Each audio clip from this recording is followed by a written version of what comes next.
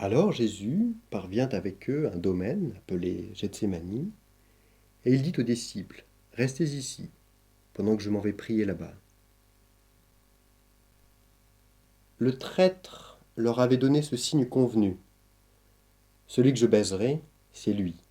Arrêtez-le et emmenez-le sous bonne garde. Aussitôt arrivé, il s'approcha de lui en disant, Rabbi, et il le baisa. Or, les grands prêtres et tout le Sanhédrin cherchaient un témoignage contre Jésus pour le faire mourir, mais ils n'en trouvaient pas.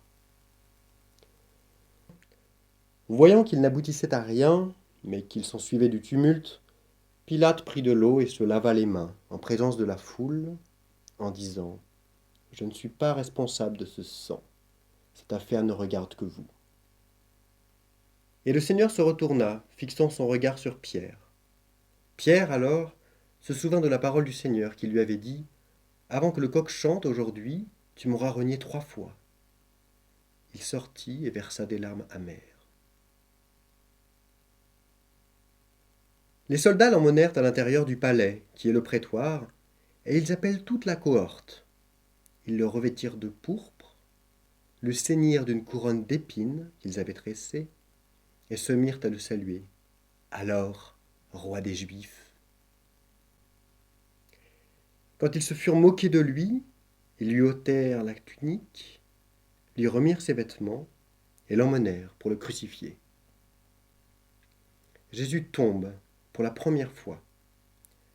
Celui qui s'élève sera abaissé, et celui qui s'abaisse sera élevé.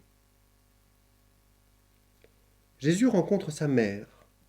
Le peuple, en grande foule, le suivait, ainsi que des femmes qui se frappaient la poitrine et se lamentaient sur lui. Comme ils l'emmenaient, ils mirent la main sur un certain Simon de Cyrène, qui revenait des champs, et le chargèrent de la croix pour la porter derrière Jésus. Rencontre avec Véronique. Elle détacha le voile blanc de sa tête et lui présenta pour s'essuyer le visage. Jésus tombe pour la 2e et 3e fois. L'esprit s'enflamme, mais la chair est faible. Quand ils l'eurent crucifié, ils se partagèrent ses vêtements en tirant au sort sa tunique. Arrivés au lieu-dit du crâne, ils le crucifièrent ainsi que les malfaiteurs, l'un à droite, l'autre à gauche. Pour nous, c'est justice, nous payons nos actes, mais lui n'a rien fait de mal. Et il disait, Jésus, souviens-toi de moi quand tu seras dans ton royaume. Il lui dit, dès aujourd'hui, tu seras avec moi en paradis. Voyant sa mère, et près d'elle, le disciple qu'il aimait, Jésus dit à sa mère, Femme, voici ton fils. Puis au disciple, voici ta mère.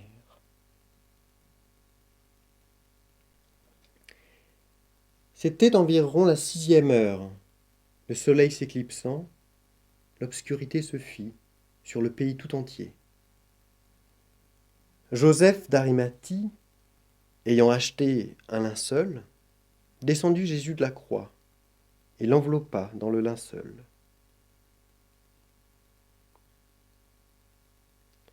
Remise du corps de Jésus à sa mère.